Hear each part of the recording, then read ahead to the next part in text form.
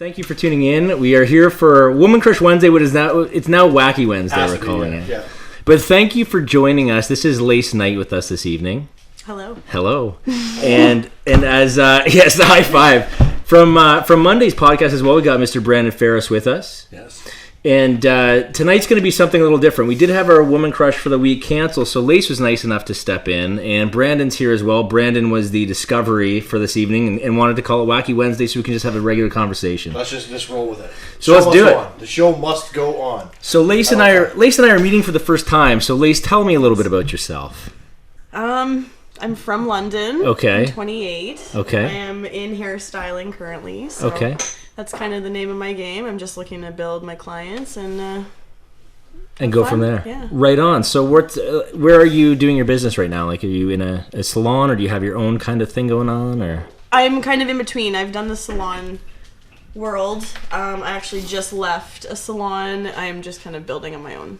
Okay. I am doing the side entrepreneur life now. Good for you. I've done the jump. I'm still doing like random jobs on the side to keep money coming in. Sure. When I'm not doing hair, but other than that, that's pretty much my focus. Yeah. Eventually, you want that to take over. Yeah. Cool. Absolutely.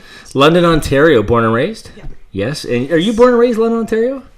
Of course. Yes, of course. Of course. Yeah. Right on. So how do you two know each other? Through social media? Yeah. Social media. That's how I met you. That's true. Podcasting through social media, I guess. Yeah. Same thing. Yep. Right on. Life's pretty short, man, and London's not a big city, so when you have your face out there, you get to meet different people all the time. Very cool. Many different ways. Very cool. Are you socially active in a lot of sort of platforms, or? Not generally. I've been focusing a lot this past 12 months or so on Instagram specifically. Facebook, I do find is a great outlet, but with Instagram, I just find I can almost market for free to a lot more than with Facebook. So that's been my primary. I don't have Twitter. I could get into the Twitter world, but that doesn't make sense for me to have it, right? I'm very visual. I'm into the arts, so for me, Instagram is my main goal. So you're getting sort of more involved in Instagram basically for business purposes. Yes. I mean, initially, I've had Instagram for about 6 years. I'm kind of kicking myself now because of seeing this world. I'm like, I could have been on the cutting edge of those hashtags of that marketing world. So, yeah. Right. For sure. What about you, buddy? I mean, have you ever thought about monetizing? I mean, you're doing it for your hair business. Have you ever thought about doing it for any business purposes? Have you ever used it for car sales or anything like that? Huge. I was actually one of the guys. One of the reasons why I left the industry is because I was ahead of the game in my own mind about how you should advertise the industry. 85% of people that buy cars know what dealership they're going to before they leave their house. Really? Which means they're at home or on their phone looking through social media, or they're waiting to see exactly what dealership they're going to go to, or online of some sort. And a lot of dealerships themselves are always still sending out paper. Here's some mail to advertise, but the majority of the products they sell are moving forward technologically, so they're not. So they're behind the times when it comes to advertising. So far behind the times, and the consumer's changing. If you don't change with the consumer base, you're behind. Right. So one of my things, I did many videos online, even through LinkedIn. Yeah, is about having an online presence. The problem with me is I just didn't. I don't know. I was done with the industry. I don't like the industry anymore.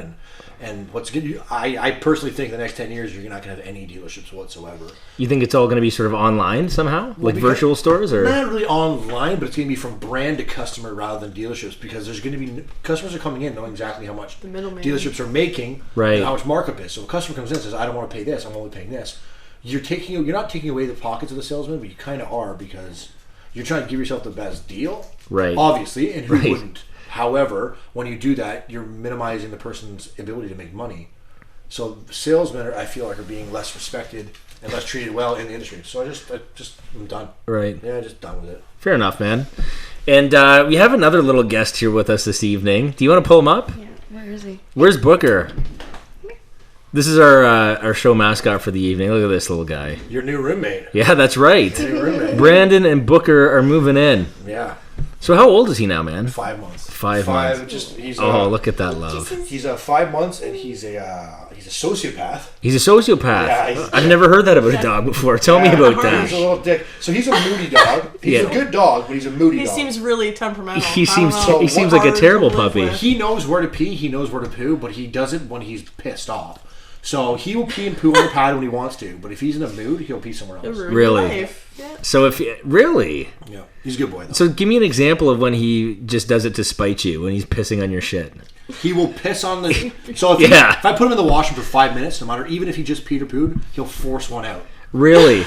Yeah. So he jumped off my bed, went to the pee pad, peed in the pee pad, came back to the bed, and got me to wake him up. I'm like, okay, he fucking knows where to pee. Yeah. It's obvious he knows where to pee. Yeah. So then but if I put him somewhere else, he'll pee everywhere. Like, he just whenever he wants to. Right. He's hit and miss. So he's a puppy, basically. Yes. 5-month-old puppy. Yeah. He's a sociopath. God, you're such a dick. How dare you, sociopath? Yeah. But he's good. He's a good dog. Like, he doesn't bark. Yeah. Mine is that. No, he seems great, man. Other than, like, obviously the potty issues, he seems like a pretty good boy.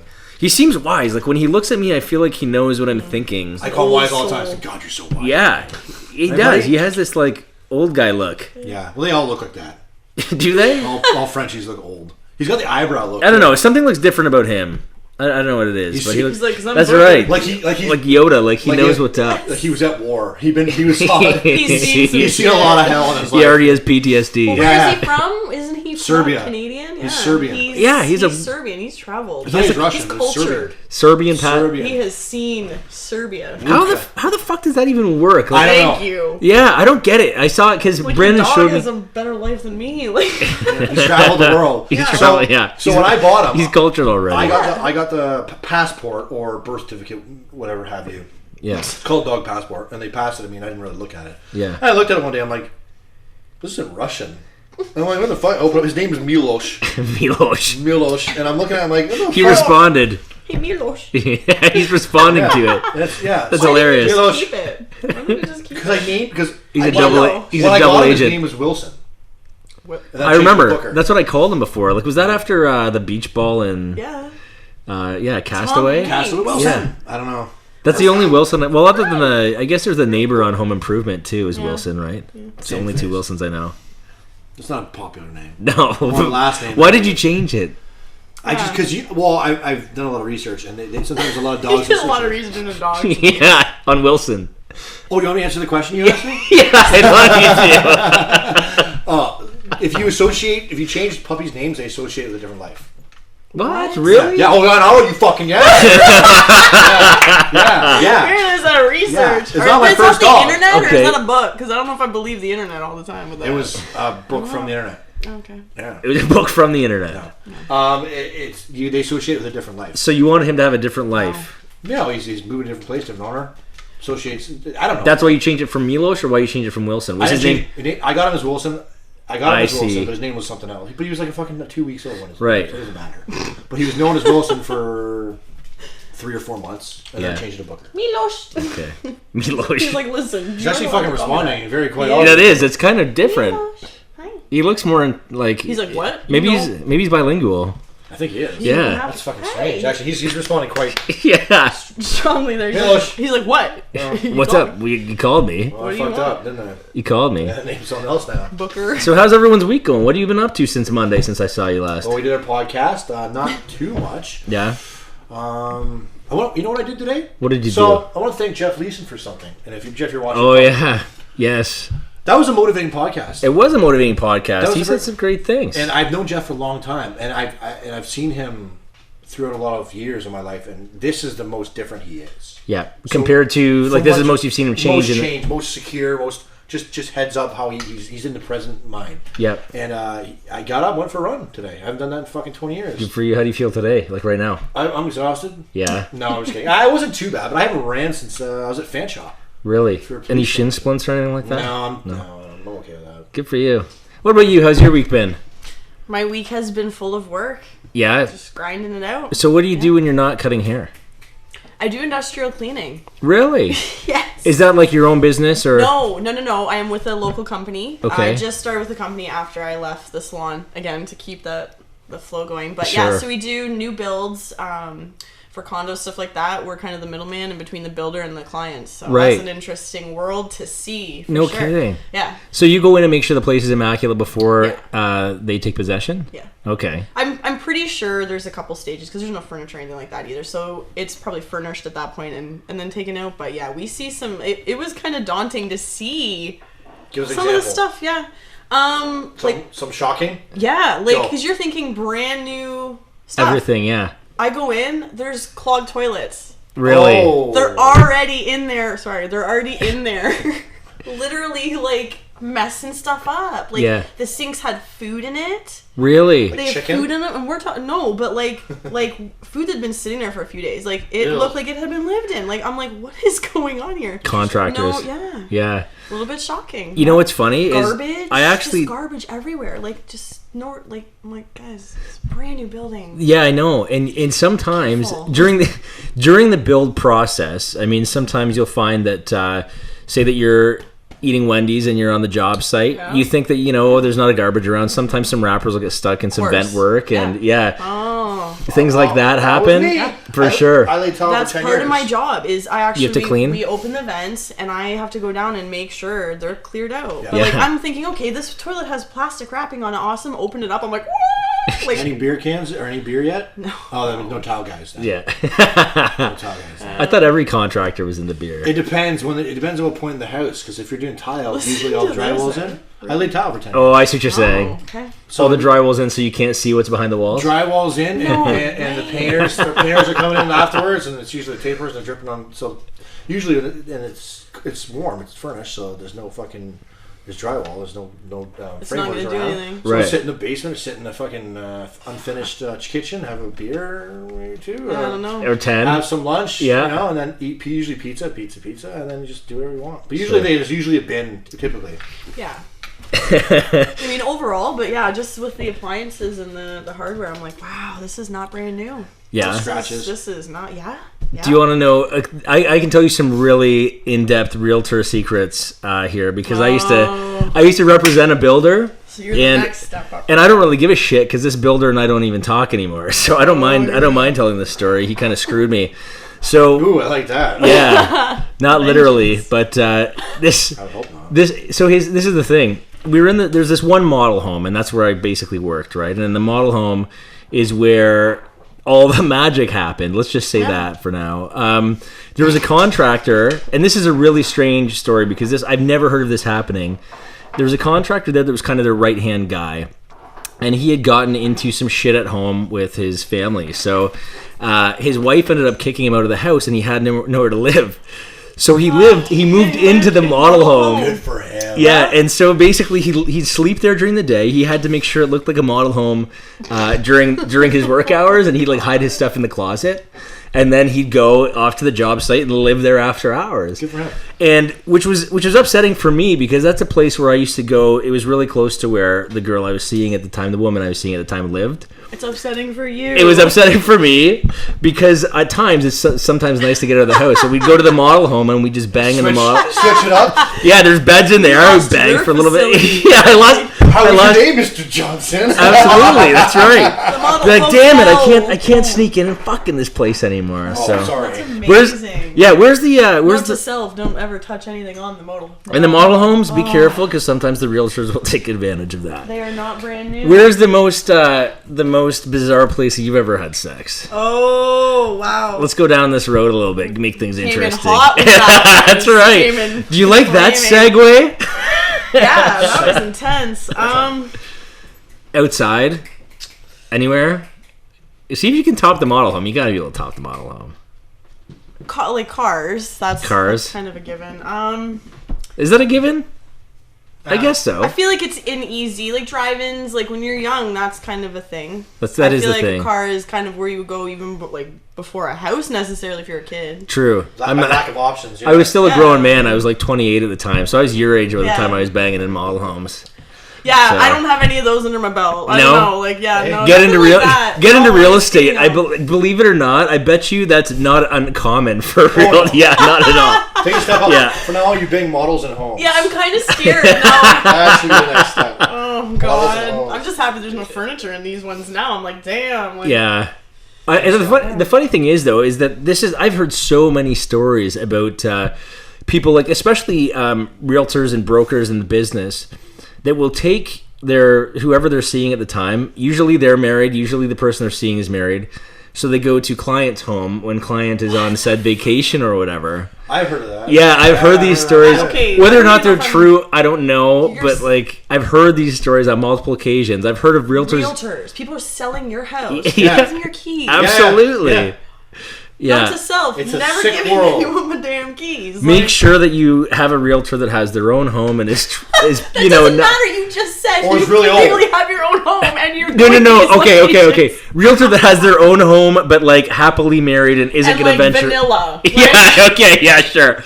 Let me rephrase. Well, I mean, really, So, I don't know. if they don't- I'm not really crazy in that regard. So that kind of stuff does, like, I'm like, what? That It does happen. You hear about this That stuff all the shocks me. time. And then there was this one time I heard about this. Like this one realtor was really known for sleeping with a lot of women, a lot of young women, married women, whatever. It didn't matter. So, and this whole brokerage, I forget where the brokerage was, but anyways, this one guy found out that he was sleeping with his wife, went to the brokerage. And basically said, like, where's so-and-so? And then the guy walks around the corner, runs down the hallway, locks himself in the washroom. The guy's trying to beat the shit out of him right in the office. No way. That's karma. That's karma in the form of that man. Yeah. That's just it. When you're I don't do business these. and pleasure, man. You don't mix them. Yeah. Absolutely. Yeah. No. Yeah. That was when I was a young punk. I don't do that stuff anymore. don't Just shit for where the you- record. I'm good right here. You don't Well, shit where you eat. Exactly. No regrets. I mean, it's fun. Well, If it's you a- have the chance. It's a that's fun. just it. It's That's a fun weird, story. different, It was a model home. It's not You're like it hurting belonged. anybody. You're not No, going into it's his someone's girlfriend. private home and like breaking into people's houses. Yeah. And doing the dirty. Like, But that does happen too. I believe yeah. that. Yeah. Oh, Yeah. no, You have there's to some be. weird people. You have to be cautious for sure. You gotta make Yeah. sure your realtor's elderly. An elderly realtor. I don't know about that. I don't either, man. There's No more. way. I heard there's No. more STDs floating around old Thank folks' you. homes now. Thank you. They don't care. Yeah. There's no need to care. They're like right beside Sally Ann. It's like one big ORG. Well, because they can't fucking see their own genitals half the time anyways. Exactly. They don't know if it's a different They don't color. care. Yeah, that's They true. don't even know I'm what sure they're it was doing this 5 color minutes last after week. they're doing it. Yeah. It's Well, great. and they probably, a lot of them don't know if they're going to see tomorrow. So That's what I'm saying. If the herpes or fucking shows up 6 months from now, they might not even be here. What do they care? I have And 2 there's outbreaks always left. I'm pills done. for everything now. Yeah. I have You 2 can live outbreaks with left. AIDS is not going to kill you. Could you imagine being the nurse at the old folks' home though, that has to like go around and just kind of tell these people, hey, this is what you have. That's our next guest. I'd rather be that one than the one going around finding them doing it. Like that wants to see them doing it. Oh, geriatric sex. There's got to be a niche market for I that just though. wanna If you know pull what out your is- phone and recorded that, No, that's no. illegal. You can't do any of that as a worker. But what if what if there's like someone dies while doing it? Like how does that happens. happen? Here, That time does out. happen. Or they, Viagra like, was you a big find, cause of that. Like they're dead doing it. One of them dies. Heart doing it. problems, How do you explain man. that to their family? Do you finish? Do you- Oh, do that's you- up to you. You finish one way or another till You know what? How is there Die a niche market trying. though? Because there's nobody old enough that could use the internet that successfully. If they're that Oh old. wow, that's kind of ageism. Yeah, man. There's no one that Are you uses it that ageist? successfully. Yeah, I'm an ageist. You're an ageist. I'm an ageist. I'm a complete ageist. I hate the elderly. I fucking hate the elderly. Actually, right now in Canada, there's more elderly people than there are children. Well, because of the baby boomers. Yeah, I know. Right? It's getting bad. And then It's what's gonna happen is they're all very gonna bad. die, and then we're gonna be like, "Where's everyone? Where's everyone else?" You know what's really scary is the generations under us are gonna be the ones taking care of us. Yeah. That's horrifying. To Well, they're all, me. no, they're gonna don't offend them. Right, ageism. Don't offend them. Yeah, They're he's- offended. No, I'm saying culturally. They're offended like, already. Any of that, I'm scared. They're offended. They're offended if they're younger. You're younger than me. I'm offended. Everyone's fucking offended by everything Yeah, nowadays. That's true. I'm offended. What are you offended? They don't I even know. really know what It's- offense means, to be honest. Oh, Like, fuck, I can't handle that. That's one topic we'll get into. Yeah. I can't stand that everyone's offended by everything. Grinds my gears. It grinds your gears too. My Facebook post, did you see the Facebook post I posted? My dad, okay, so this was, I'm not a racist person. Anybody that knows me knows this. Yeah. My dad, and I know the whole blackface, it's terrible. It was something Oh, that you were goes telling on. me about this, but and that go was not on. my intention. Offense should be based off intention. Yeah. Right. My intent was not to hurt anybody's feelings. The fact of the matter is, it took place. My dad went as alfalfa, went as buckwheat for one Halloween, and his friend who's black went as alfalfa. Right. They chose their fucking costumes. Celebrities and they went. have gone through this. I know. And Yeah. they Just went. recently, Julianne Hough went through this. I know that is. Really? She dressed as It was in the media. I forget exactly who she dressed as, but it was a black person. This was just a couple of years ago, and she took mad heat for it. Too. I posted my dad. And Julianne Hough was in Dancing with the Stars. Like, it was nothing like that. People take it there and they turn it into this evil thing. Well, nobody that said anything was fucking black. No. Right. It was all white people were like, hey, I'm offended. What are you offended by? Yeah, when black people start saying that, maybe. But I would take it down. I'd take it down right away. Like, okay, I'm sorry, I didn't mean to hurt your feelings. I apologize. But it was just people that are looking to be offended. They're just trolls. They weren't offended. They're just someone could be offended, so I have to say something. So this was something that happened way back when, long time ago. 80s. And your dad was obviously close with a black man who did the same kind of role, race reversal kind of thing. Not even, it was just the costumes. It'd be funny if you were dressed up as a Fafa. It's funny if I wanted buckwheat. Wasn't it nice when people could actually just do that and it was just... I don't want to offend anybody. Right. The little rascals. Yeah. Right? Yeah. Okay. Yeah. I'm offended. And I hit up on Instagram. People were like, rascals. oh, you're trying to... It's offensive. To who? Do you know these people? Yeah, well, I blocked and deleted them. Like, you had met them personally. It wasn't like someone in California. Well, I said, I'm sorry, I just want to share my dad's character on... It's fucking Father's Day. You're going to try and get a racial dispute? They don't even bring it up. Right, fucking go read a book, go for a run, stay the fuck away from it. I don't want to deal with it. But that's the thing, though, nowadays. I mean, you can put up anything, even if you're happy in the moment, someone will rob you of that. Someone will take offense. And that's the thing, is you think it's, all the time. Oh, that's all they do, because they hate themselves. Why do you think that is? I never met a hater doing better than me. What's That's that? my favorite saying is I never met a hater that was doing better than me. Right. These people just have nothing better to do. They hate their lives. They hate everything, so they have to spread it. They're offended. Everyone's offended by something. Yeah. So do you think it's better if people just shut the fuck up online and not post like... But that's not what social media is about. That's the exact opposite. But social media should be about yourself. It would be better. Social media, I use my social media for myself. I don't fucking comment on anybody's But shit. not like a diary entry either, because that is also, it's like it's a Facebook status, not a diary. Right. It's like you know all their business, right? I can't stand is negative. I'm not gonna say. The negative stuff's got to go. Like that's my number one. As long as it's not negative. I think that if people are trying to make a joke and it's it's even if it's. I understand, like, recently there's been some humor that wasn't funny, and it's been in the media everywhere, like Kathy Griffin holding up the severed... I don't know really much about that. Did you see about that? I actually heard about that through a podcast, briefly, but I think that Rogan? It's a risky move, but I think, again, intention, it was a calculated move. Like, when they were doing it, she was like, we're gonna pay. We're gonna pay. But it's Kathy Griffin, she's shock value. She is shock value, for sure. Well, that's all she is. She has I don't know the full story, though. Yeah, well, the thing that, like, I was listening to, because Howard Stern was fucking ripping on her for a long time because she did an apology, and she did the apology without makeup on. So the thing is, apparently if you do an apology in Hollywood without makeup on, it's more sincere. And that's a thing. Like, that's an actual fucking thing. I'm ashamed. That's something I learned. Yeah, I know. Never have I heard but that. So he didn't realize that. And he had to find out that this was a thing. Like, if you do it without makeup. After talking. So every apology I've ever made in my life was important.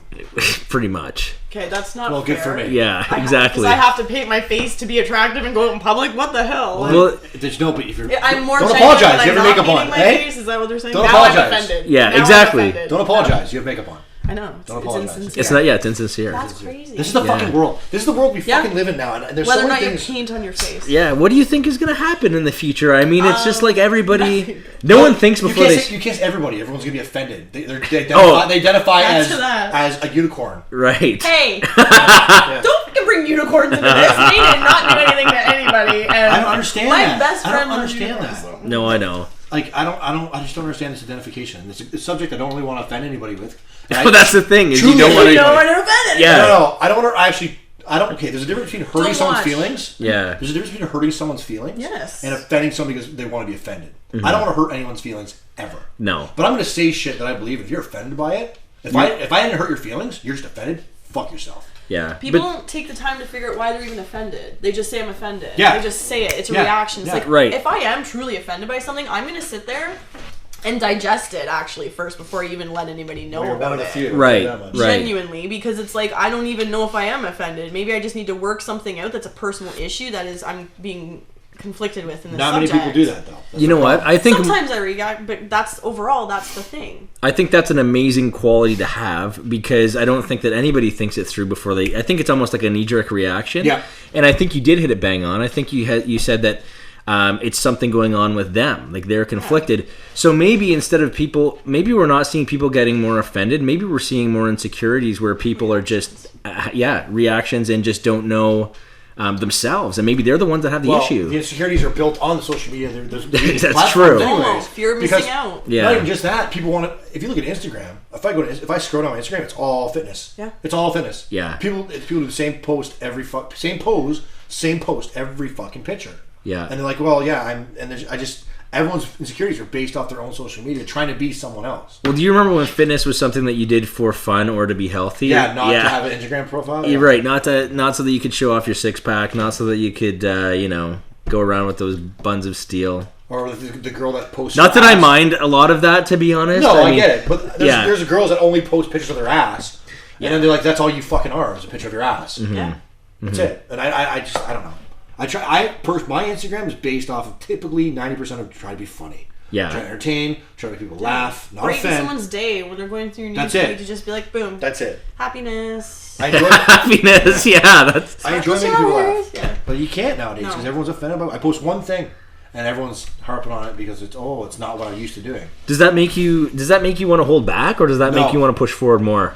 If it's racial, I don't want to push forward if it's going to hurt someone's feelings. Yeah. But if it's something that I did and someone's offended, I don't give a fuck. Right. Because if you're listen, at the end of the day, the most successful people are the 1%ers that are doing what everyone else isn't. Sure. No, so I agree. If you go with the grain, you're never going to be successful. Well, I think that as long as you're following what you truly believe in and you're actually authentically you're going to be successful in whatever that is, even if that's hatred. The only problem is people don't know what is themselves. Don't take the time. You don't take the time to find out who you are. What do you think taking the time to find who you are entails? Like how? It's a good question. Yeah, because you're saying self-discovery, self-time. What is that though?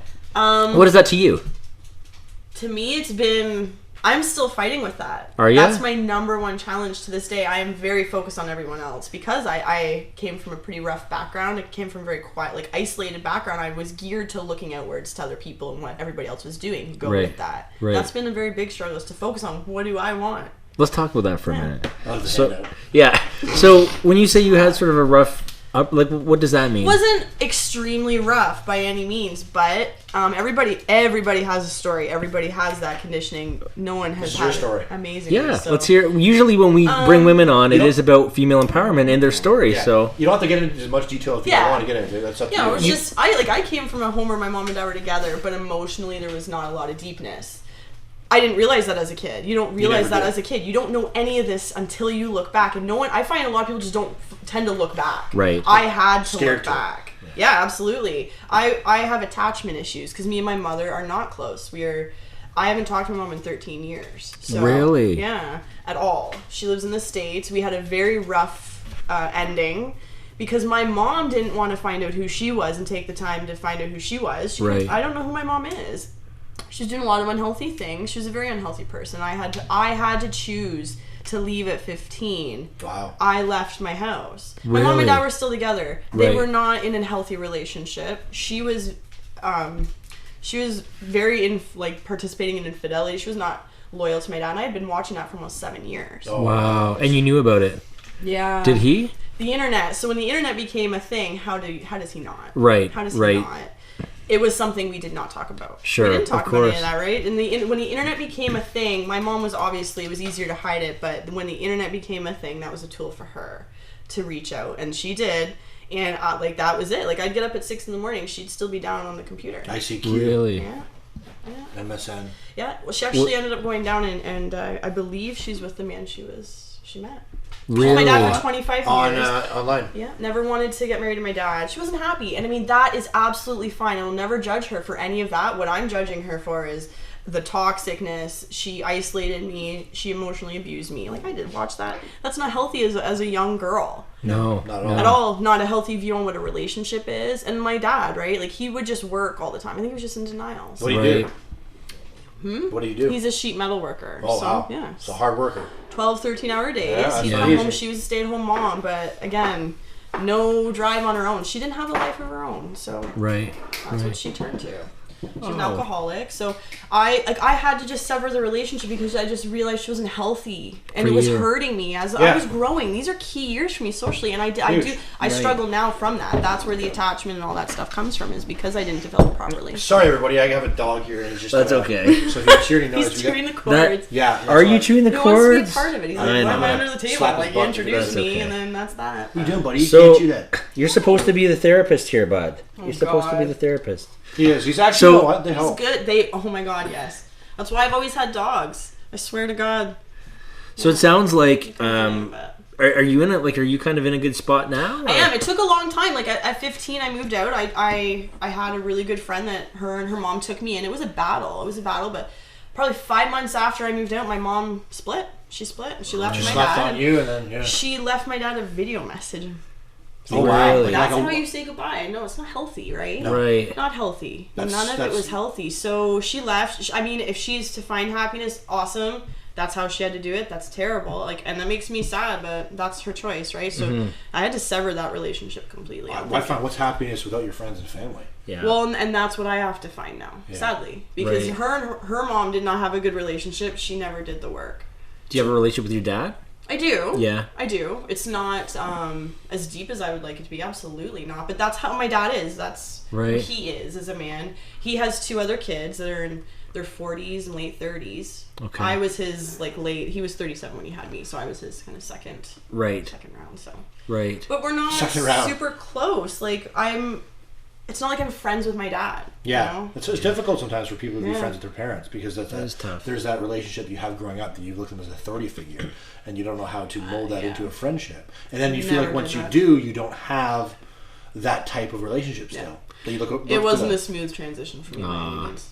No. Well, I'm sorry to hear that, but you've certainly... I am, but that's just it. You have to take whatever that is, and you have to either change. You have to change it and use it, or it's going to kill you. Or it's going to change you. And it did for many years. I was in I went from that head on into a very unhealthy relationship as a young woman. Right. I latched onto him because I'm looking to fill that. I want that purpose. Well, that purpose has to be myself. Right. There you go. Right. Many years of going in the wrong direction. It's taken me probably 5 years since being out of that relationship to get healthy. So we're meeting at the right time. Yeah.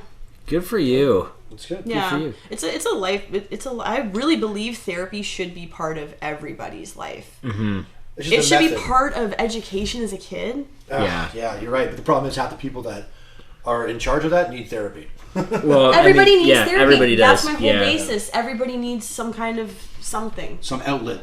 There's not something wrong. There's something going on with kids every day. There's something wrong. They're developing socially. That's where it has to begin. Not when they're 30 years old popping pills. Right. A lot of problem is now that it's just such a lot of parents rely on the internet to raise their kids. Let me ask. Internet or medication. Raising their kids.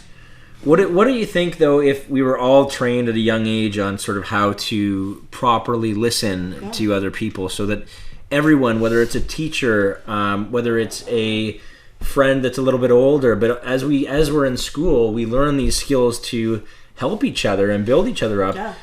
That way, I mean, everybody kind of has the training of a therapist along the way, so everybody can really reach out and help. I think that it's just a lack of training, mainly in the schools, mainly within families. I think it has to start somewhere. It's community. Yeah, community. Our society is so isolated. Yeah, we're very alone. We're very alone, but we're very so different. Like there is no community because everyone's still alone. Even when you look at when women have a baby in every other culture, all the women, the aunts, the cousins, they're all with that woman and the baby. Right. Here, you have your kid, you go home. Yeah. Yep. Have fun. See you later. You need a babysitter. Don't call me. That's it. Literally, it's like what? Like I've noticed that my friends, I've been through that. I don't have kids, but I've seen that cycle, and it's sad when it's like, okay, bye. Yeah. It's like, let's see what you're made of. That's where it begins. No kidding. That's where it begins. I really feel like it's right at the very beginning. I wonder where it is that we sort of cut our traditions and technology. You think it's technology? Technology's kind of molded this. Cell phones, because people had internet at home, but if you were at work or you're driving, you don't have that cell phone. You don't have that connection. But once it became handheld, then people were always involved in themselves and in their phones. Yeah. So there's less communication. There's less relationships. Well, there's less being in the moment for sure. I mean, this is why I love this, because right this now is so different. Yeah, right? Because there's no way to. Great. I'm glad you're enjoying yourself. Good. There's nothing like it, because this is where, I don't know if you knew about me, but I've been sober now for a year and a half, and I lost a lot of friends during that transition, and then I realized, you know what, a lot of them weren't really friends. Yeah, they birds were of a feather. Absolutely. Yeah. And so the people that I do care about, and I mean, there's many people out there that still haven't been here that I do care about, but this is a way to kind of catch up. I haven't seen people in a year and a half, but you have to put your cell phone down when you're here. You have no other, you have no other fucking option. Yeah, the phone goes away. Yeah, so we have a meaningful conversation. Yes, it's aired in front of however many people watch, but it forces you to kind of be honest with yourself, even under pressure. But you know what this roots from is, if it wasn't technology we have now, it'd be a fire pit. Thank you. Yeah, That's how humans were raised. I was just having Stories this were conversation told by with a friend fire last pits. night. Let's hear that. He went up 18 and a half hours north. Yep. Isn't that the ocean? Essentially. Yeah. He's 18 hours north in Ontario right now. He's at a fishing lodge. Yep. He's going to be alone for 4 weeks. Alone. Just him and the lake. Sorry, buddy. Just Like him in the him in the lake. Him in the lake. He's from Glencoe, and By himself? he played professional ball. He traveled to New Zealand. He came back. Very simple man. And we were just talking about this. I'm like, I feel so heavy and saturated and just overloaded with shitty energy, and I can't get rid of it. Meditation, not like I'm stained. Just That's what he painted. said? I did, and You he's did. like, you need to get out, and I have been craving that for so long. He's like, you need to get out and just to nothing. Yeah. He's like, your cell phone doesn't matter. No, it doesn't. What money you make doesn't matter. Yeah. When you're in the woods, that's all that matters. I'm trying to plan a trip to go and see him, but it's an 18-hour drive, and then you have to do a 20-minute floater plane to an island to get to this guy. Nice. I don't know how the hell he's even on Facebook Messenger at this point in time, but I'm like, buddy, what are you doing? It's amazing though. Like, even just talking to him about it, I actually felt that peaceful energy just through him. He's just so calm and simple, and like that, none of that shit matters. No. How do you spend a day? One of your days is like, what was my focus today? Eating. Creating money. Yeah. To pay for shit so I can live, to work, to pay for... I know. So not like just... I'm even caught in that grind. I don't even have kids. I don't have someone to provide for and take care of. Yeah. I don't have that fear. I don't have that vulnerability. Yeah. And I'm still trapped. No, I understand that. Terrifying. I felt that very much so last year. And I was also I was sitting meditating like crazy. And I couldn't get past it. I thought, none of this matters. And the one thing that an ex-partner said to me once upon a time that I didn't get at the time that I totally get now was, if everything was ripped away, what would we have? And so you really have to ask yourself, and it's like, even if everything's taken away from me, what am I? And it's like, do I like the person that's there? Can I survive? Yeah. But for me, I was still the guy that wanted flashy cars and Everybody does. yeah, but that's success. Sure. Yeah. Well, it's what we think success is, right? Success. But it's not going to a bring you sign. happiness. No, it doesn't. Right? And that's really success in my eyes now. It's an item. It's the same as this. Yeah. Like, that's all it is. We do need what's inside of that. But. Yeah. Ironically, and what are we doing? We're trapping it in plastic. Yeah. And polluting the environment. Yeah. That's another topic. But the thing about and I get that, because I don't like the fact that we have to use money to pay for things, and that we have to we're caught in this kind of grind, the rat race, right? But then I sat down with someone who's actually sort of enlightened, if you will. He's a Zen priest, and he said, well, the thing is about, he says, if you want these things, you don't necessarily want things, but you want to help people. How do you do that? Well, unfortunately, if you become super successful and make a lot of money, now you have the power to help other people that you want to do in the world, and that's kind of the spiritual route, right? I mean, you can do as much as you can with the clothes on your back, but eventually you're going to run out. Yeah. And so that's when I started focusing on, okay, now I need to look at ways to make, to do something I'm passionate about, to make income in order to help people that I want to help. Because even though I was helping myself, I still wasn't able to, to go out and buy people dinner that were starving and things. It was still, it wasn't enough. Giving back. I could give back and volunteer, which I did a lot of in, CMHA and Parkwood Hospital and the mental health stuff. Wow. But I was able to give my time, but that was all I could give. Yeah. Which is don't get me wrong, that's enough, but it wasn't enough for me. Yeah. More than most. Right. More than most. And that's the problem, is that giving back is a big part of being a integrate part of society that people don't take advantage of. It's actually a really big part, a piece of the puzzle that's going to give you gratitude. You're going to be thankful for the things that you do have when you see people that are less fortunate. And it's also going to just basically, you learn to kind of give yourself to these people, and you feel good doing it. Like, you forget how good it feels to give rather than to take. And that's the purpose of life. It is. How can I serve you? How can I what can I give to you to make you happy? And that will in turn make me happy. Yeah. It's hard though. It's hard to find that balance. It's hard, and we're programmed not to be that way anymore. It's almost like, sometimes you can't be that way. You're right. Because of the evil in this world. I find that a lot. I'm very open, and I'm too open. How too so? Open, right? Like wear your heart on your sleeve kind of girl? Absolutely. Yeah. When I fall hard and fast, and that's it. So in relationships? And just in general, with friendships, with my career, I've had a hard time sometimes separating the personal from the professional with hair, with women and that kind of thing too, with friendships. It's like... Right. They just take and take. And I am a giver, but it's like when you're sucking yourself dry too. You can't. It's learning. You have to get bit and you have to get hurt. Yeah. You have to get hurt to know who and what is worth it. Right. Who's worth it to you, I think. Everybody's going to hurt you in some way or form or shape. If you allow yourself to be hurt. What's worth it. I love to give, but I hate it when people see that and manipulate it and try to take advantage. That's what I'm saying, and that's where it is hard for people to. I think that's where the shut off with that comes from. But there's nothing better than giving something to someone and seeing that appreciation in their eye, where they like light up and like, oh my god, like the purpose of my career is to give them that confidence and that. That seems to be kind of a thing with some of the women that we've had on here that do the hair. It's like it's a very rewarding experience when you get to see the end result and how happy that client is. It's not necessarily about making her look pretty. It's about that glow on her face and that smile. Making her feel good. That's how I can make this world better. It's a simple haircut. Yeah, sometimes it's just about hygiene. Yeah, sometimes it's just giving Frank his cleanup.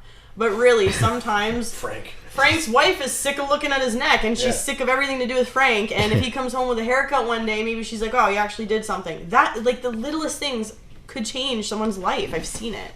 Yeah. I've seen, like, I had a suicidal client at one point. We gave her a haircut. New woman. Really? Tell me about that. Instantly. She was crying in my chair. What was she saying? She was so happy. How did you know she was... She was very tall, she was very underweight. Just, you could see her energy. It was just very dim, very quiet. Eating issues, possibly? Yeah. Oh, yeah. Okay. Oh, for sure, yeah. But she had very long, very long hair. And I mean, as women, you want long hair. That's the standard. But her hair was not. When you're young. It was not good. So it wasn't healthy. We bit the bullet, and I was like, just trust me. I'm like, you would be. I knew this hair could be amazing. So she went home, sat on it for a while, and then came back, and she really was like, okay. I'm not kidding you. As soon as, like, I wasn't even done the haircut. She was crying. That must be such a rewarding feeling. My stomach is like, I'm like almost welling up right now because that, I'm not kidding you, that will last forever for me. One of those moments where it's like, I saw the color in her skin change. I saw everything change in her. Yeah. Everything. Awesome. That's solidified. I mean, there's also the other hand where people are freaking out because their caramel isn't the same color it was 2 weeks ago. And I'm like, go buy shampoo and get some help. But... That's the fun about what I do, but like that's just it. If you're not giving, you're not. Yeah, and that's any career, anything really. Relationships. Maybe, do you feel like you're in your career? Because you and I have talked about this, and you don't feel passionate about what you've been doing lately. Do you think maybe you need to find something that you're like to find your passion? Maybe like something that gives you that feeling that Lacey's felt. You know what? Like I used to feel that way because I actually loved helping people find a car. Right. I loved actually helping people. That's a key thing. The problem in life, is transportation. There's such a stigma towards people that come in and they think I'm trying to take from them or lie to them, and I'm being honest, and they're not being honest with me, so I can't help them. Right. So it's like someone comes in. It's like, you know, when cops are always trying to help the homeless. Yeah. The homeless don't. Like mentally ill, don't want to help, and they want to help them, but they can't. Yeah. Eventually, you just kind of get that bland, cloudy overlook where you know that you can't help them because they don't care. Right. Well, that's what happens. You lose that passion in the industry, and trying to break them. Yeah, and that's why real estate may be something, because real estate, you're not coming in for a car. Houses are unique. You're their real estate agent, no matter what house you show them. Well, it's the biggest investment in pretty much in anyone's lifetime for the most part, right? Yeah. But so if I get to know my clients and get to know their family and build a relationship with them, it doesn't matter what house I show them because I show them 5 others. Yeah, sure. I'm still with them, and I built a relationship, and I built a house. Well, not built a house, but built a rapport, life, build a rapport, yeah, and show them based off of who they are, of what will fill their needs. Yeah, yeah. Interviewing. A lot of car guys don't listen to the customer. You have to listen and listen and listen and listen, so you know what they want. Customer service in general. Yeah, that's gone. It's out the window. It's done. It's absolutely done. There's nothing left anymore, and that's why huge problem in my industry too. And that's why I just I haven't been for a haircut in a while, so I don't know, but. I don't know. You're evening out. My beard, yeah. You got quite a decent beard going on. I had a big beard. But it's just, and for me, passion. I don't necessarily need all the financial aspects of a career. Of course, to be nice, because financial freedom is ideal, because you can do whatever you want. Right. However, I want something that I enjoy. I enjoy podcasting. Yeah. Sean, that's why we started this. Absolutely. We're not looking to get famous. We're not looking to get rich from this. Yeah. But to do something we love and to be able to pay our living expenses, ideally with this, would be amazing. Absolutely. So we just do this all the time, and I don't care as long as we're rewarding ourselves. This is a part of our reward. Well, this is the biggest reward for me. It's just sitting down and having real conversation. Awesome. This is the why. This is why we started this. I feel like it doesn't matter what you do. If you have the passion, if you love whatever you're doing, the money and success it can't not follow. Yeah. Right. It can't not follow. That's exactly what our path is. You're going to spend the time doing it because you love it. Yeah. Absolutely. We do this. We're going to do this probably 3 or 4 times a week if we can. Yeah, for sure. Yeah, this is the second one this week. Yeah. And you're more than welcome to come join us. Awesome. So tell us about a little more about Lace. We've talked about the hairstyling, and you're working for an industrial cleaning service, doing some model homes and cleaning up after some people. The random contractors of London. Clean up, guys. Come on now. I appreciate you telling us a little bit about your family. That was very courageous of you, and it sounds like you've learned a lot from that. I've had that was the tip of the iceberg with that honestly. Like that it is. It's everybody has experiences. It's polarizing on what those were. Right. You're gonna keep making the same mistakes over and over until you learn. Absolutely. I ran a few years in there, but the universe. Yeah, it took me a long time too. You don't stop making mistakes. I'm still making the same damn mistakes I was, and I know. I'm like, damn it. Yeah. Stop doing that. So what about relationships? Are you single right now? Or are you not single right now? I am single, yes. And how regretfully. I'm not excited about it. I'm neutral. Again, it ties into that's part of my struggle is I want a relationship, but it's got to be healthy. Yes. I came from a very abusive, I was in an abusive relationship. What, emotionally or physically or both? Both. Physically more towards the end, but yes, both. Sadly, yes, both. Absolutely. I'm a part of the statistic. So really, it's an eye opener. Yes. So it's key. It's in really finding someone that's good and healthy, and it's not instant. Again, in this world, you're so drilled to now this immediate gratification. Yeah, and that's part of it. Mm-hmm. That's part of it. It's hard. It's hard to. And it's so easy now with the swipe left, swipe I did try that, and honestly, I did meet someone last year. Still is it was just an unresolved thing, right? I was very interested, but it wasn't working out on his end. So it's painful when that doesn't work out, but you keep focusing. You have to focus on yourself. Relationships are 2 links together. You have you, him together. Healthy links. Mm-hmm. Yeah. It's not this and this together. And truthfully, my relationship before was this and this on top of each other. That was it. It was always about him, right? That was how I was drilled.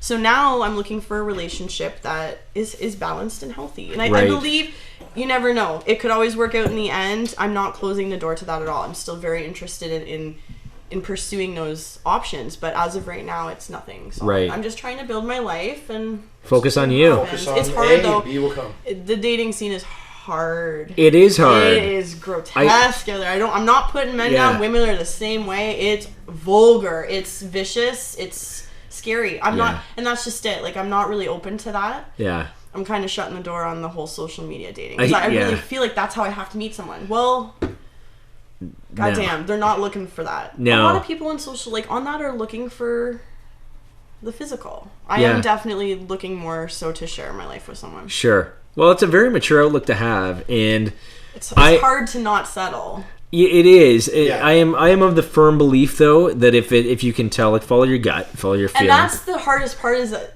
when you do, but you're like, what is this? Like, where am I? You're like walking through a bush in the middle of the woods. Like, I know this is going to be right at some point. This is right? We're on the same page. Still has a knife in his hand. What's going on You like here? me the same way I like you, right? We're good? We're good? What's this drink you're making? My stomach is, Yeah. I don't know. Well, I think that even if you don't, okay, so say you don't feel it's right. I think that as long as you're putting that time towards bettering yourself, eventually you will attract the right partner in. I think it's bound to happen. I knew my past relationship was not right for me. It was fear that kept me in the Fear that's really interesting. Fear of him or being single? Or both? Both. And then towards the end, it was more so him. Yeah. Well, sadly, even after the fact of it ending. That's typically how it is. It gets the worst afterwards. Yeah. So it was a good 3-year drawn out process. We were together for 7 years, though. Right. And then an additional 3. We were engaged, and then the 3 after. So the 3 years after, what was that give like? Give or take, it wasn't like it's hard to kind of say with the timing. Very hard. Very hard. So because I didn't end it, he did, and there was a lot of infidelity, a lot of mental instability, drug use on his end, and I didn't even really per se know what was going on. Oh, Jesus. Right. Okay. And then it imploded in my face. We got engaged, and then 4 months after we got engaged, we bought our first house, and then 3 weeks after that, hey, there's a new woman in the house, and he worked with her. And you found them in the house together? Yeah. Oh my god. Oh wow. So it was already kind of pre-existing. Oh, so it was a preemptive. Pre-existing together. Yeah, I was walking around with a ring on my finger, and she met the parents, and just I think a bunch of different stuff, right, was going on. A whole different world, and. To me, I still love him. Now I can say this now, and at the time too, it was just really painful for me because I just didn't know why he was doing this to me. Right? Like, why can't you just end it in a nice way? Why were you a victim? But that was on. It was that he just didn't. And again, that's how he handled it. You can't take those things personally, and I'm happy that I am who I am, and I do handle things the way I do. Yeah. Because I don't hate him. I still love him. I went back. Like, he left her. I went back. Really? We got re-engaged. Oh wow. Really? We got re-engaged at Christmas time. So you forgave him for all this? No. No? I was just shoving it down because I didn't want to be alone. Right. And he was everything. And now I was just lost. I was shattered. I was like a million pieces, right? So you needed him to hold you together. Yeah. So even though I knew he was just that, it was done. Like, you had already been with someone else. Like, what are we doing? I just could not go back. And that's where the attachment comes from. That's where... So I'm like, no. I went back like a month after we got engaged. Plenty of fish one night. He's blowing up one night. Like, did you not forget to sign out or something? I don't know, bro, but these girls are angry at you. So I gotta go. So then I moved in with my dad because I had floated around with friends, right? So I moved back home. I was like, no, I'm going home. Because if I go home, there's no turning back from that point. Right. I moved home, and then that's when I found my apartment. I actually just moved out of that apartment into a new apartment now. So it was kind of different levels for me, but he was holding on, ironically, because he's the one that ended it. He was the one that was sick. Power. After I left, he lost it. Yeah, it was a very slippery slope for Control him. It was very issue bad. Too. Right. Well, and that's the thing is he fucked up, and he had a hard time dealing with that. And also the way I dealt with it. I wasn't vindictive. I was nice to her. Hey, how's it going? Take the high road. It was so hard. In my head, I was smashing her teeth out. Best be knowing. But I'm never going to do that to her. She knew I was there. She can live with that karma and that energy. I'm not. That's not on me. I wasn't there. I didn't make the choice to fuck myself over. I was a good girl to him, so that's on him. Like, it is on him, and I don't need to hurt myself by making myself look bad. Right. They're not worth it. And that's what ate him alive, sadly. And I wasn't trying to do that, but that's where, and then once that was it, once all of the assets started to got split and I did kind of gain that strength and move on, he became violent. That's when it became violent, and that's when the abuse and the heavy shit began. So when you went... The breakup was the easy part, and getting centered was good, then the test was weathering him after. So it was after the breakup that he started getting more violent with you? Yeah, because then the contact severed, right? And then I'm moving on. Yeah. I'm moving on. And so, like, what was that like? Did he try to, like, find you in places and threaten you, or? Well, start with social media. Okay. I was trying to stay private with my social media and who I was seeing, but the gentleman I was seeing at the time decided to post a picture on Instagram, and lo and behold, he was looking for things and found it. Right. And that's when shit hit the fan. And I was still trying to play it cool. Like, he had ways of contacting me, so I would just I would just keep it neutral. You know, like I didn't want to confront him. I would say, leave me the fuck alone. Right. It was, of course, you know, yeah, we're moving on. I want to stay friends with you. I want to keep this healthy. But, like, you know. Are you able to, is the question. And he couldn't. Yeah. And I take that on myself. I don't know if I should have just severed the connection completely and said, no, like, that's it. But it wouldn't have mattered. It got very dark, very crazy. Like harassment. Like, it was craziness. Like, literally crazy to the point where it was just like a break and enter was involved and physical violence was involved. Jesus. An assault was involved. Right. Yeah. I had to go through that. Police? Yes. He was very sick, and I'm never gonna drag, like, it breaks my heart because he wasn't the person I knew. Yeah, right. He found a way to he actually stole my, like, the one night I had left my keys in the door. Yeah. I was at a wedding, really late. It was at my girlfriend's wedding, so we were loading things in and out. Yeah, we were loading things in and out. So I got home, I unlocked my door. The next morning, I go to get my keys. Well, where's my keys? I ripped my house apart for 3 days. Oh, wow. He was watching to the point of that closely. I don't know if he was in the yard or maybe checked after later in the night. My keys went missing under my door. Really? I didn't know this until 3 months later. I never put it together. I literally had to go get my key cut for my Jeep. I had to get my car towed. Like, my auto fob was gone. My keys were gone, right? So I'm like, okay, I fucked up where they went. Yeah. They're under my stove. I literally was moving furniture. So 2 months, like, the beginning of this was September, October. November rolls around. I had gotten the vehicle out of his name. There was no ties left. I got into an accident and totaled the Jeep, and I had to reach out to his family. I was still in contact with some of his family members. His cousin, his mom, and his sister were still kind of a positive. I was very close with them, so through all of this, I stayed in contact with them. And I had to reach out to them because at the actual moment of time of the accident, my family wasn't answering, so I called his mom. So he heard through that, and I don't know what was going through his mind. Like, a week after the Jeep accident, he came in. Like, he had been coming in and out. Without you home? Yeah. Holy shit. So one night, I was there with my boyfriend of the time, like the guy I was seeing. I had been in an accident like a week earlier. I was laying low. I was recovering. Like, it was hard. And you just hear banging on the window. And this had happened before. So I was like, okay, this is what we're dealing with now. He banging on the window, banging on the door. It was like 8:30. He left. So I was like, okay, I'm just going to lay low. I'm going to shut all the lights off. I'm just going to go to bed. He was like, you need to come with me. Like, you're not staying here. And I was just like, no, it's fine. I'm staying here. It's totally fine. No, it's not fine. It's not fine. So that was there a conversation between your boyfriend at the time and this guy? Beforehand, yes. What kind of conversation? We'll start with Facebook harassment. He was creating profiles and just harassing us through those. And then the one day, I didn't put it together. Hindsight's 2020. I was getting ready for work one day after my keys gone missing, probably the middle of October. He came in. X comes in. I thought the door was unlocked. He came in the morning. He was trying to contact me to get his TV, fucking Rogers box, whatever. I was blowing him off. So he comes in, and I'm there. So I didn't realize my door was locked. He used the key to get in that morning too. Wow. And James was there at the time, so it was just like everything was there. Everything happened. Boom. Like, he just walked in. Was there a physical confrontation? No, not between him and him. Between me. Like, I was like in the middle. I'm like, get your shit and get out. Oh, so new guy was in the bathroom freaking out. Like, I'm like, hey, go in there, hide. You go in there because I did not want him going after.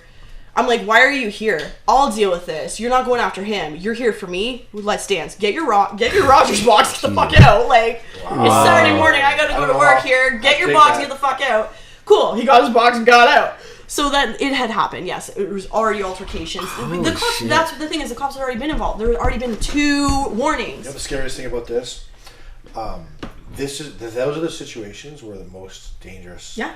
And most murders and things happen. In a situation where there's 3 people. Yep. Domestic disturbances. Yes. Yeah. Police have no discretion when it comes to domestic disturbances. Not even 3 or 2 because it's 1 against 1. Yeah. It's 1 against 1. If you show up as a police officer to a house with domestic disturbance, you Yeah. have less discretion as a police officer than a murder. Yeah. Because someone's going to jail that night. Yeah. No matter what. Right. It's because it's the most dangerous calls you'll ever get. Fuck, eh? Well, ironically, it took them probably 3.5 hours to get to me after the after I placed the call. It took a long time. That's a different subject. It took a long time, but yeah. So he decided there had been a confrontation previously, but then the one night he just randomly he had known we were there earlier that night, and then I shut all the lights off. So that was a signal to him that I wasn't home. I should have just kept the fucking lights on, but no. And the way my apartment was laid, it was long. My door was there, my room was over there, and I was in my bedroom. And he came in, and it was all dark. He was smoking a cigarette. Just in the house? Just out to town. Yeah. Oh, just he was. I was hacking the butt. Unlocked the door. Came in. I'm like. So it was the weirdest feeling ever because I wasn't upset, and that's because I knew who it was. Right. There was no actual physical reaction because I knew him. But you're like, what the fuck are you doing here? Yeah, I didn't know. The fear was building, but I know with people like this, it's all in how you deal with it. If you go up, he's going up. Right. So I stay down. I'm like, hey. If he goes to sleep, you don't go to sleep. What are you doing here? Like, what's up? How are you doing? No, like I literally was just kind of in my bedroom. Like he came into your bedroom. No, he didn't know I was there. Right. I don't think he truly knew I was there. Right. He came in the kitchen area and there was like a dining room area and then my bedroom, right? So I'm kind of like looking out and I'm like, there's a cigarette. He didn't turn on any lights. I could see the cherry. He flicks on like the dining room light and it kind of dimly lit my bedroom up and I'm sitting on my bed. He looks over, he's like, oh, good, you're home. Really? That's what he said. That was his first word. Yeah. Good, you're home. And he didn't think to call the cops saying, hey, this fucking guy's in my house? Well, yeah. So that's the thing is it was over 3 seconds, like maybe half a minute. He came into my room and then it was ding, ding, ding, right? It's on. It was on. Fuck. It was on. So, like, were you naked or anything? Or like... No, it wasn't exciting like that. Oh, okay. But, that's what I'm picturing in my head, but that's just my head, so... Yeah, that's okay. Yeah. But, and then that's what happened. So, yeah. Fuck. It happens that quick. That's wild. Yeah. And I never in my life thought this person, it was never physical. It was never like that. It was just the infidelity. But then that is when the tone of the relationship changed. So I don't mean to get in detail, but was it a fight or was it just an assault? I didn't want to fight with him, right? I didn't want to fight with him. My goal was to keep him off of me, keep my phone in my hand. That was my number one. Keep your phone. Yeah. So did he just start hitting you, or what happened? He was kind of roughing me up a bit, but then once I tried to get out, it got bad. It wasn't it wasn't like haymakers. It was a lot of choking and just constriction. Yeah. I'm not getting away. Right. It wasn't this. He didn't want to hurt me. He just wanted to hold you in there. He said some things. Yeah. Fuck. If you said things and didn't do things, it's a big difference. Oh, he was trying to do the things he was saying. Oh wow. Like it was colorful, and that's the thing is like I'll never take that experience back. I would never regret it because that taught me I wasn't fighting, and and I'm just like, you're gonna take it, or you're gonna keep taking this, like. Oh, point. My internal dialogue was interesting. It was interesting. It really was interesting. It's sad. But I got outside. We got outside. Like, we got to the point where we got outside and it was still happening. And that's when I was like, hey, fuck yourself. I did reach my end when it was like, you're not in my house. Yeah. You have the choice to walk the fuck away. You haven't. Yeah. I'm mad. I've given you 5 minutes of holding you off. Yeah. We're done. Yeah. And then that's when I started swinging. And then I got him off enough that I could get down, and then I just grabbed the fridge and barricaded her down. The fridge was already down. My apartment was already done. Holy shit. So I just grabbed the fridge and barricaded it. You call the cops? And no, I called his family. I called his sister. What about the guy that's hiding in the washroom this whole time? He wasn't hiding in the washroom this time. This was the final time. This was the final time. The time before had happened was like 2 months earlier. Okay. And I didn't know he had a key. So this whole time, this fucker was coming in and out. And like, I wasn't mad. I really wasn't mad. It took me so long to get mad. Does it surprise you? No. Because initially, I know someone was going to my house. First thing I'd be like, you're fucking dead. Yeah. That's the thing. That's where I question, and that's where my work begins.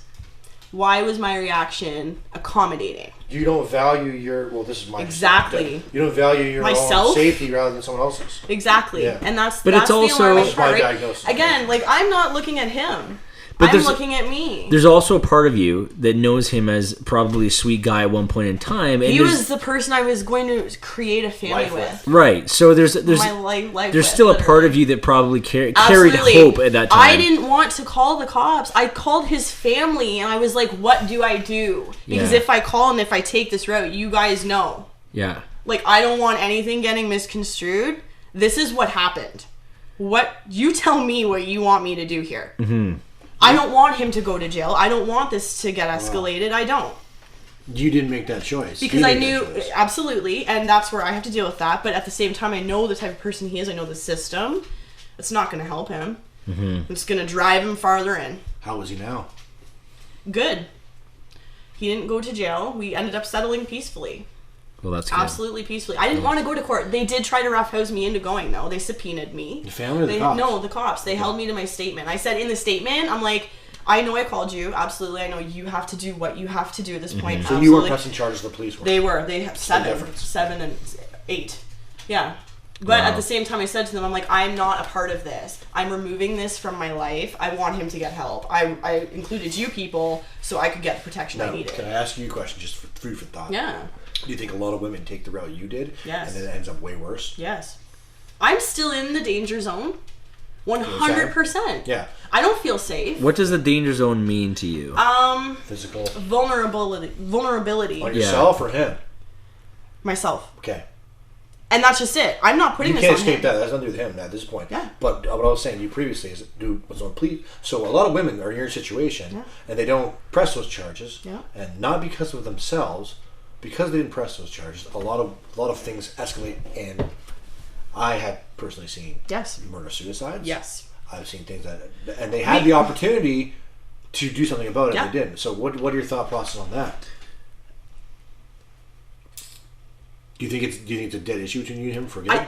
I think it's a 50-50, and I think it depends on the situation and the person. Now, do you want to flip a coin the rest of your life? No, but with him, this is my situation, and I measured my situation, who he was, right, and who he was, and how I truly saw this panning out. If he used to go, he was spending a lot of time, like multiple years. That's not okay. I don't want him losing that time. He did make shitty choices, of course, but it's not like he sat there pounding on me for years. Do you feel that he's learned at this point, or? Yes. Yes and no. I can't. I know you can't say that for sure. 100% say that for sure. But does he deserve that opportunity? That's what I'm asking you. Why? I think he deserves that opportunity because everybody makes mistakes. And what if he killed you? Yeah, he could have. I'm not condoning anything he's done. I know, but what I'm saying from how I sleep at night, I'm not hurting him. But you get to sleep at night. I do. And I'm lucky that I do. Absolutely. And I'm not saying that's with or without him. Of course, I could not press these charges. He's free. He could do everything he just did. Absolutely. And that's the red zone. That's the doubt. But I cannot let that fear overrule everything. You can't live in fear. But that's also my choice to arm myself with education, arm myself with self-defense, arm myself with the physical tools. Or just fucking arm yourself. Exactly. Yeah. Like, it's all a 50-50. And I believe that him going down that road was going to hurt him more, is going to cost him a lot, and I don't think he'd recover. I think he'd be way worse doing that than this. So he can move on. He can move on. He can have a family. He can have kids. He can enjoy all of that. He was not incarcerated. Right. No. Domestic violence, when you're incarcerated, that's not a fun life. Like, there's a chance he may not even come out, depending on where. That's his choice. And it is, of course. But on my conscience, I'm not. And I said that in my statement to them. I said that to them in the statement. I am not charging him. No, just backing your conscience. Just hypotheticals. What if he does it to another girl and it's her life? And I had this discussion with the Crown Attorney. Yeah. And how did that turn out? Like, how did that go? Because if he does it to another girl and ends her life, where does your conscience play that? My conscience his choice plays that he was able to make. His choices that he was able to make.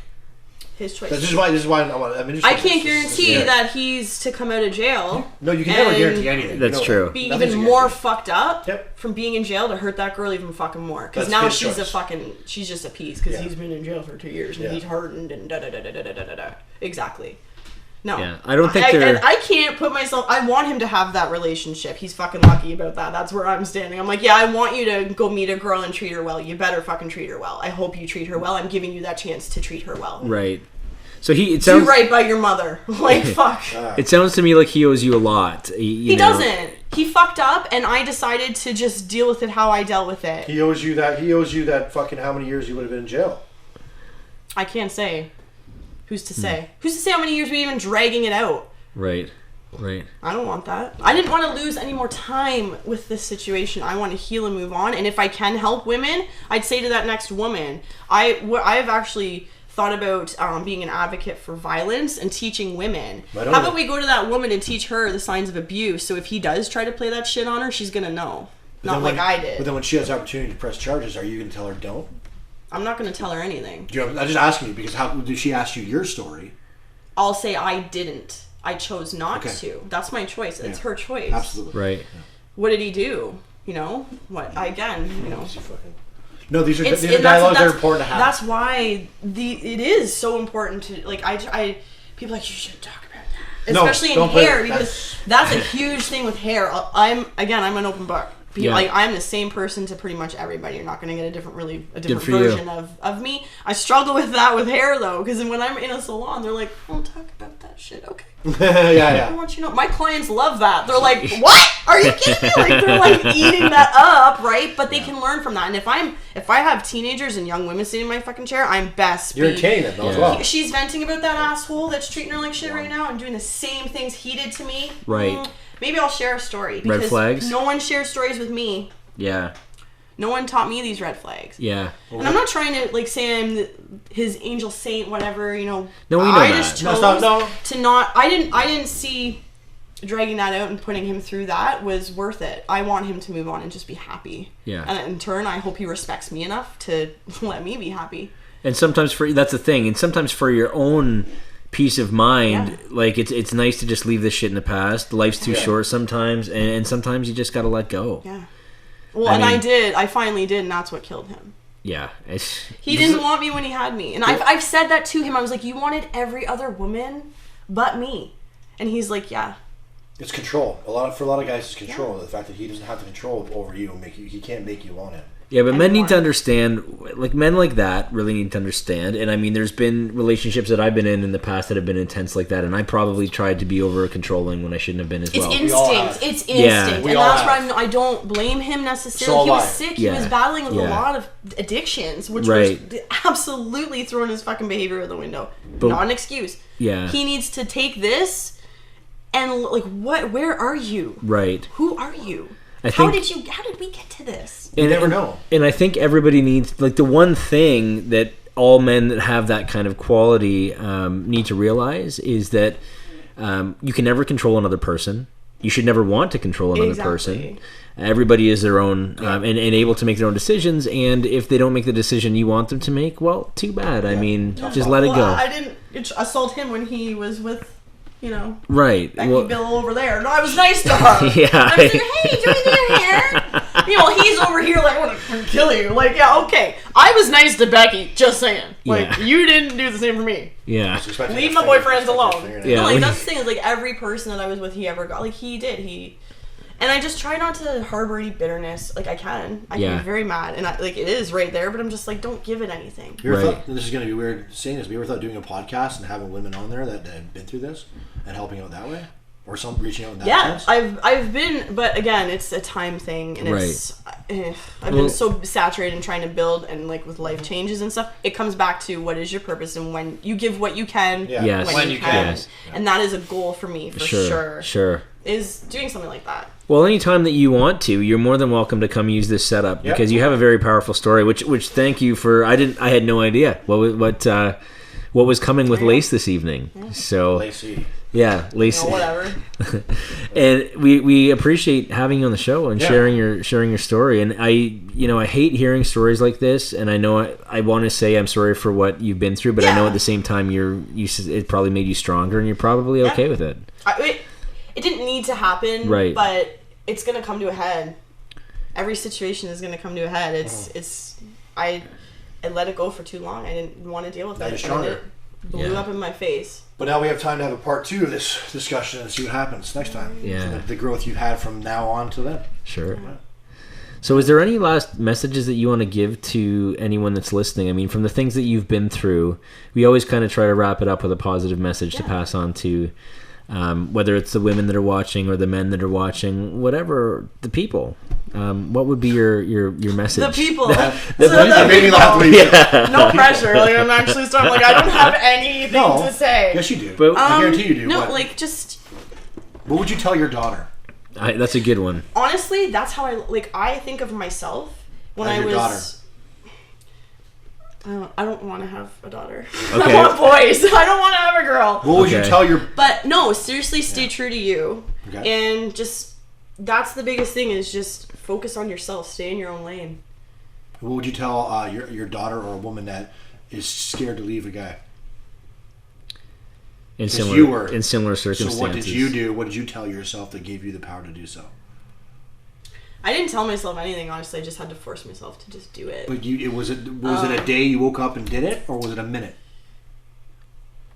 A moment, perhaps. A moment. Yeah, I don't think there was necessarily a pinnacle moment. It was just kind of one of those build things, up over time. Like, it was just of yourself to the point that it could no longer be that way. It could no longer exist that way. You have to change. Right. You have to change. You have to adapt.